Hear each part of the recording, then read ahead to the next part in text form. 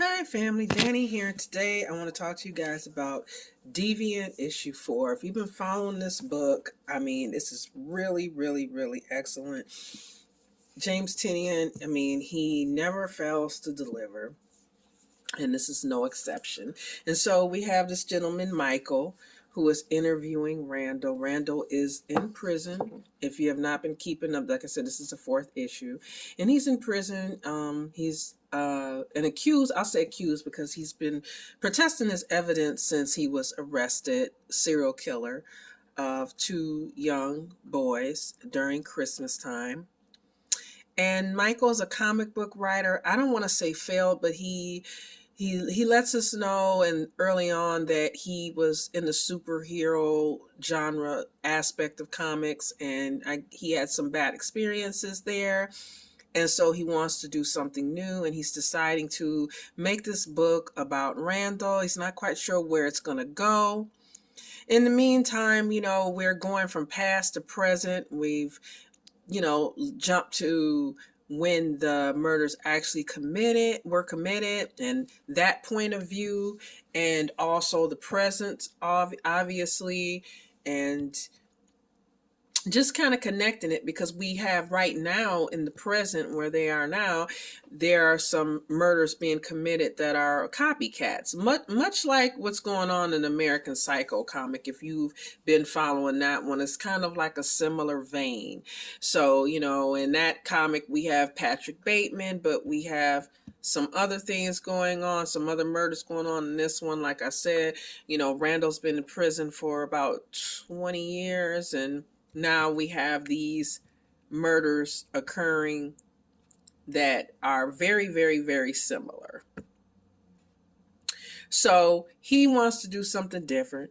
He decides to interview him, and he's finding out that he's learning just as much, if not maybe more, about himself than Randall. It's been a really reciprocal-like relationship. The first time that he, I'm just trying to give you guys an overview if you haven't been reading it. The first time that he really encounters or understands that someone else has same-sex feelings in a relationship is when he hears about, Randall's, being caught in the murders. And it's a negative, experience. Obviously it's he sees that people don't think that this is a good thing, and that, there is a negative feelings toward having, toward being LGBTQ in the world. And this is something that he kind of didn't know, because he was just coming into his own feelings. And so now he, as a young person, he's having these feelings, and now he realized, okay, there are people who think very negative about this in the world, including my peers. So, this has an impact on him.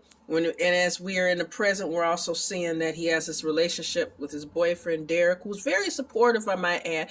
But also you could tell that he holds a lot back. It's kind of strange that he seems right now currently to be sharing more with Randall in these interviews / conversations than he is, with, Michael. With Derek, rather. So oh gosh, there's so much going on in this comic, guys. There's just like a lot of learning and a lot of reflection in this journey. And I think that he's very interested, but he's also very frightened and afraid. He's also seeing, even as an adult, how the system, how he being Randall, was treated because of his feelings and his sexuality, how that was a negative in his case. And I'm, just stating the facts, guys. That was a negative in his case. The way the investigation was handled, people's attitude towards him, a lot of it was the fact that, his sexual orientation was a big part of how he was treated. And we see this in the comic. So this is kind of where we are with, Michael doing these interviews. We've got these murders occurring now, and we have Derek trying to be supportive and trying to be there for him during this process. but having questions. I mean, he's not happy all the time. You could tell he feels like in a way he's ignored, because a lot of this relationship is stemming on him being supportive of Michael and him being there and him pushing him to whatever ideas and goals that he's trying to accomplish. And there's a conversation, and we talked about this in the last video, with a friend of his, with a friend of Derek's, like kind of like, well, what about you? What are your feelings? You know, how are you okay? Are you really happy? And there's this long pause. And it's kind of like, well, you know, I'm here for him, you know. So we flash forward, like in this flash forward to flashback in this comic, issue 4, with them at a concert. They're at a concert, they're having a good time, and then Michael, all of a sudden, he seems to be very, you know, his attention is off. He even, you know, Derek even makes a joke and says, well, you're in your Terminator mode, like you're scanning the crowd. And he's like, no, I just want to go outside. And so they go outside, and they're in Milwaukee, and they go outside, and he takes him, they walk towards his house, and it just happens to be, well, actually, it's an apartment building. Let me correct myself. It just happens to be Jeffrey Dahmer's apartment building, and Michael wanted to see it. And they both share this interest of serial killers. But at this moment, I think Derek is kind of like, okay, well, why are we here? It's cold outside. We were inside. Let's go. You know, he's in the moment of them, you know, in the relationship. And Michael's like, well, I really wanted to see it, and I just wonder, did Jeffrey Dahmer stand out here in this exact spot with someone and contemplate taking them home, and what would happen? And what pushed him to go and do that anyway? And he expresses to Derek he has some fears about what's going to happen. So you know, fear of intimacy, you know, fear of what, you know, how this is going to change, and opening him up himself. And Derek just, you know, kind of rubs his shoulders and says, you know, I promise you, you know, you don't have to, what, you know, the things that Jeffrey Dahmer did, that's not going to happen if you take me home, and it'll be okay, and we'll have fun. And they kind of laugh. And, you know, Michael says, you know, I'm really messed up. And Derek's like, yeah, but I like it, so what does that make me? And then we flash forward to the present. And it's Michael and Randall sitting, you know, in the prison. And they're actually, it's funny because it's almost like they're negotiating the terms of friendship. You know, it's almost like they're negotiating the terms of friendship, where they're going over, okay, we're going to talk about this, we're going to talk about that. And Michael's like, well, I want to hear about your relationships and what life was like for you, and what your job was like for you, and how you were feeling, and how is it being, you know, gay in prison? What is that like for you? And, you know, Randall's like, okay, that's great, but I want to get to, you know, let's get past that part so I can find out about you. He's hungry for knowledge. I think he's hungry. And I get the fact through these conversations that not only is he interested because he likes Michael as a person, and they're developing what you have to say as a friendship, but also he sees Michael living a life that he wanted to live. He's already expressed to him that he's never had an actual relationship with a man. That was something that never happened for him. He's always had the feelings, but he never acted on it for whatever reason. We haven't gotten to that yet, but I think he sees Michael out here living his life, having a person, having this relationship, a consistent person in his life, and he wants to know what that's like. And I think that he wonders if that would have been there for him, maybe, you know, how his life would have been different, whether it would have been the situation that happened, or, you know, just in general. You know, I think he's kind of living vicariously through him. So they're feeding each other. And then in Michael's case, he's learning, you know, not only about this person, but I think that he has a lot of questions about what being gay means and your place in the world and how to navigate it. And I think that in a way he's trying to maybe learn from his experience. I mean, because he's already he's had negative experiences, but I think that he kind of got in his shell. And now he's maybe he looks at Randall as a person who never was in a shell. I mean, there's just a lot of questions, and there's a lot of ways that you can interpret it. But there's just, like I said, there's a lot to go on here, and that's why I love this comic, and I said I was going to do a video and talk about each issue.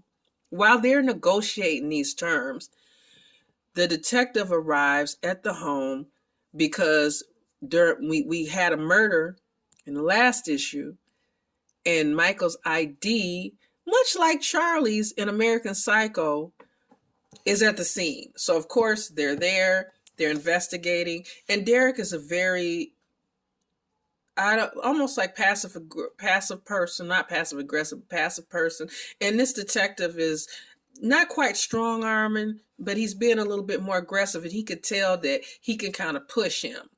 And so they're having this take, and Derek's like, well, I don't know if I should be answering these questions, if I should have a lawyer. And he's like, well, the detective's like, well, maybe you should, but maybe I can look in here. And he kind of goes past him, and he looks, and he tells him, you need to find that lawyer. You might need to call that lawyer. During this time, as Michael's leaving the prison, he gets attacked by Paul. And we know Paul is the officer who he basically beat up Randall, during the arrest. So he had received a phone call. He arrives at the prison, and he's like, I know what you did. I know what you did. I know, who you are, you and your perverted life. And he begins to beat him. And there's people standing there, and Michael's just screaming, help somebody. Again, another example, he's right in front of a prison. There are people there. And I understand sometimes people don't want to get involved, but most of us, I think 99.999% of us have cell phones, and you can easily just pick up your cell phone, and like I said, they're right, literally. He's right. He's not even in the parking lot yet. So, and he's screaming for help. The detective gets the call, and he tells him, and he's getting the call, and Derek hears him say, the suspect's, he's getting attacked or whatever. There's an altercation. And so now he's worried, and the detective leaves telling him, you might need to talk to that lawyer. And we see a Santa suit and some blood. So we're left with a lot of questions. Is someone trying to frame Michael? Could Michael deep down inside be committing these murders? We know it's not Randall, but we also get the mention of letters, and we know Randall gets letters sent to him. And Michael asked him about this, and he says, well, maybe sometimes I might encourage somebody a little bit, if a handsome guy writes me. So we wonder, it kind of plants a seed of something that I suspected a couple issues back, that this could be a copycat. This could be someone. But we also had a question too, if it is a copycat, why did they drop the license? Or could it be maybe Randall's encouraging this person, and maybe to do this because maybe he wants Michael there with him. Maybe he thinks Michael will wind up in prison with him. There's a lot of theories that we could come up with, but again, I'm really enjoying this comic. I love the way they're handling the subject matter. Like I said, James Tynion is always a winner, but this is a sensitive subject matter because especially when you're talking about feelings, and you're talking about people being bullied, you're talking about prejudice, we're talking about a lot of things here. And I think it's great for anyone, because no matter where you are, who you are, and we're all different. That's why I always say stay different, because I'm different as well.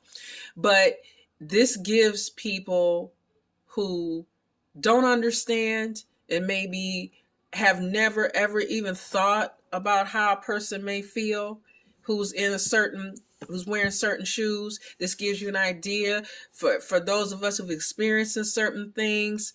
It's like, okay, somebody's getting it. So, I love the way they're handling this. It's awesome. And it's not heavy-handed. It's not like in your face. This is real life. I mean, it's art, but it's real life. It's really telling how this is how it is. So when it's handled like that, I love it. I really, really love it, because you're telling a great story, but you're also helping, not pushing, you're helping. You're helping people understand. You're helping bring awareness. You're helping bring understanding. And in this space, in this world, that to me, that's what it's all about. That's what I try to do. That's what I try to be. I want everybody to feel like, hey, we can come in and we can talk and we can have a good time, because I love our world. And it's populated with so many different people, and whether we're talking about genre or anime or comic book worlds, we all look different, feel different, and there's room in the space for all of us. So if you get a chance, if you haven't been picking it up, I strongly recommend and suggest the Deviant. It's awesome. It's great. Until then, as always, stay different. Bye.